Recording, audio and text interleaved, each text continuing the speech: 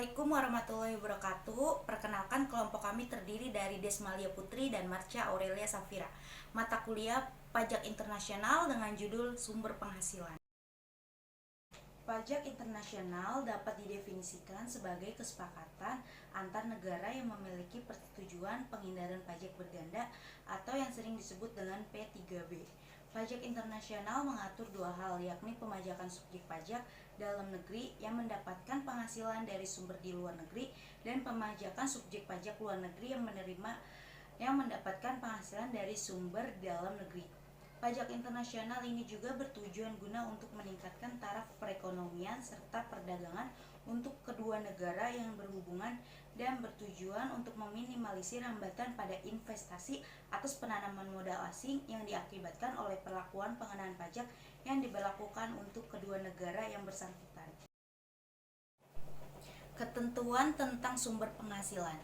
Ketentuan kredit pajak luar negeri sebelumnya diatur dengan beberapa aturan, dan yang terakhir adalah Peraturan Menteri Keuangan Nomor 192 PMK 03 2018, di mana beberapa pasal menjelaskan hal-hal sebagai berikut.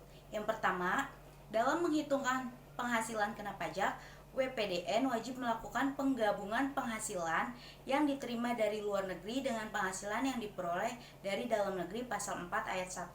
Yang kedua, penggabungan penghasilan tersebut dilakukan dalam tahun pajak diperolehnya penghasilan tersebut pasal 5 ayat 1. Yang ketiga, meskipun begitu, kerugian dari cabang usaha yang terdapat di luar negeri tidak dapat digabungkan dengan penghasilan dari dalam negeri pasal 4 ayat 3.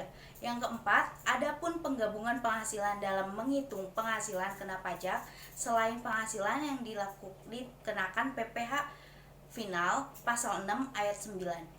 Yang kelima, sebagaimana penggabungan penghasilan yang dilakukan pada tahun diperolehnya penghasilan, pajak penghasilan dari luar negeri pun dapat dikreditkan pada tahun diperolehnya penghasilan dengan menggabungkan dengan pajak penghasilan yang telah dipotong atau dipungut di dalam negeri. Yang keenam, adapun pengkreditan pajak penghasilan yang telah dipotong atau dipungut di luar negeri, besarnya ditentukan yang paling sedikit di antara A. Jumlah PPh yang terutang sesuai P3B. B. Jumlah PPh yang telah dipotong atau dipungut di luar negeri. Atau C. Jumlah tertentu menurut perbandingan antara penghasilan yang diterima dari luar negeri terhadap penghasilan kena pajak dikalikan dengan PPh atas penghasilan kena pajak pasal 6 ayat 4. Adapun pasal 24 Undang-Undang Pajak Penghasilan mengatur tentang hak wajib pajak untuk memanfaatkan kredit pajak di luar negeri. Hal ini bertujuan supaya wajib pajak tidak terkena pajak ganda karena telah melakukan pembayaran pajak asetnya di luar negeri. Dengan kata lain, jumlah pajak yang harus dibayar di Indonesia dapat dikurangi dengan jumlah pajak yang telah mereka bayar di luar negeri. Syarat utama memanfaatkan fasilitas ini adalah nilai kredit pajak di luar negeri tidak melebihi utang pajak yang ingin dibayar di Indonesia. Sumber penghasilan kena pajak yang dapat digunakan untuk memotong utang pajak adalah sebagai berikut. Yang pertama, pendapatan dari saham dan surat berharga lainnya, serta keuntungan dari penghasilan saham dan surat berharga lainnya.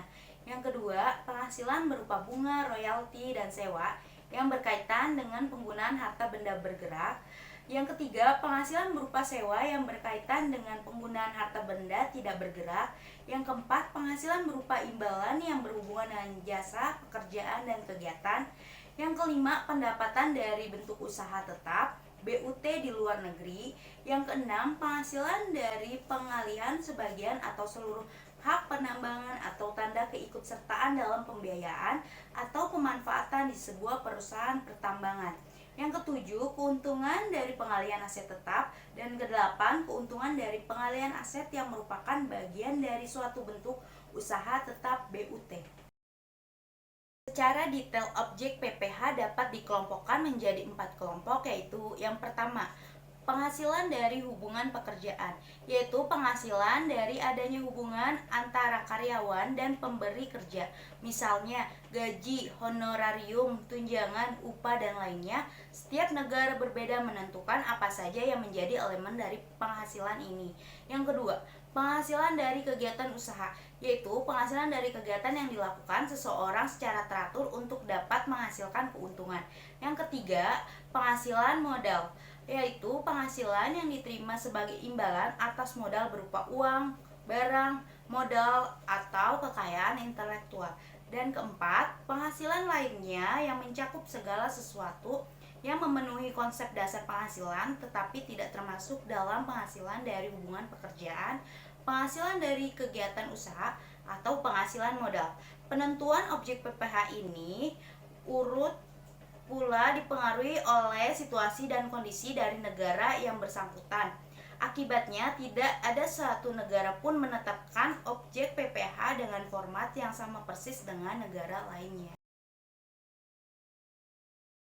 Sumber penghasilan dalam Pasal 24 Ayat 3, berdasarkan PPh Pasal 24, wajib pajak dalam negeri atau WPDN yang memiliki penghasilan dari kegiatan usaha di luar negeri, seperti misalnya pendapatan dari saham, surat berharga, dan lainnya, penghasilan berupa bunga, royalti, dan imbalan yang berhubungan dengan jasa, pekerjaan, dan kegiatan lainnya boleh dikreditkan terhadap pajak yang terhutang di tahun pajak yang sama. Sumber penghasilan kena pajak berdasarkan Pasal 24 Ayat 3 adalah sebagai berikut.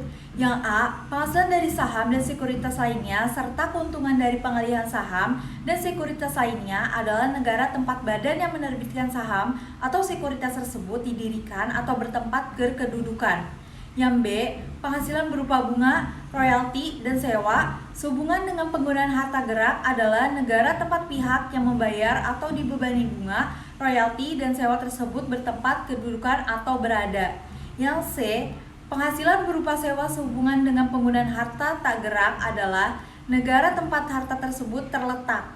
Yang D, penghasilan berupa imbalan sehubungan dengan jasa, pekerjaan, dan kegiatan adalah negara tempat pihak yang membayar atau dibebani imbalan tersebut bertempatan kedudukan atau berada.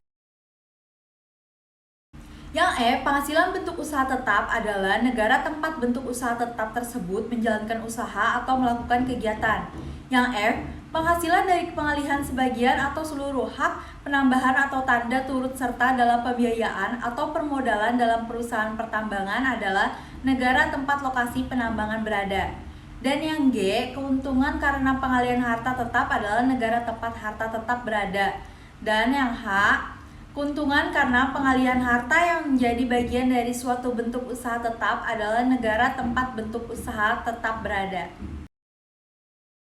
Selain 8 jenis penghasilan di atas, berdasarkan Peraturan Menteri Penentuan Sumber Penghasilan di Luar Negeri, ditambah dengan trust atau kontrak investasi kolektif. Definisi dari trust kontrak investasi kolektif adalah kontrak di antara manajer investasi dan bank kustodian yang mengikat pemegang unit penyertaan, di mana manajer investasi diberi wewenang untuk mengelola portofolio investasi kolektif dan bank kustodian diberi wewenang untuk melaksanakan penitipan kolektif.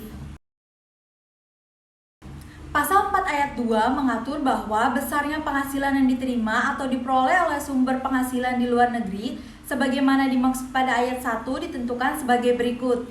Yang pertama, penghasilan usaha termaksud penghasilan dari cabang atau perwakilan WPDN di luar negeri adalah sebesar penghasilan neto. Yang kedua, penghasilan yang berasal dari trust di luar negeri adalah sebesar penghasilan neto atau bagian penghasilan neto yang diterima atau diperoleh WPDN. Dan yang ketiga, penghasilan lainnya adalah sebesar penghasilan neto.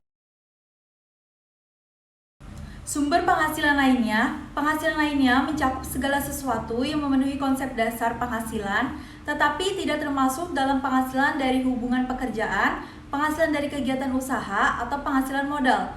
Beberapa contoh penghasilan yang termasuk dalam kategori penghasilan lainnya antara lain: yang pertama, imbalan karena jaminan pengembalian utang. Yang kedua, hadiah dari undian atau pekerjaan atau kegiatan dan penghargaan. Yang ketiga, penerimaan kembali pembayaran pajak yang telah dibebankan sebagai biaya. Yang keempat, penerimaan atau perolehan pembayaran berkala. Yang kelima, keuntungan karena pembebasan utang. Yang keenam, keuntungan karena selisih kurs. Yang ketujuh, penghasilan dari kegiatan di angkasa luar atau laut lepas. Yang kedelapan, premi asuransi. Yang kesembilan, penghasilan dari selisih lebih karena penilaian kembali aktiva.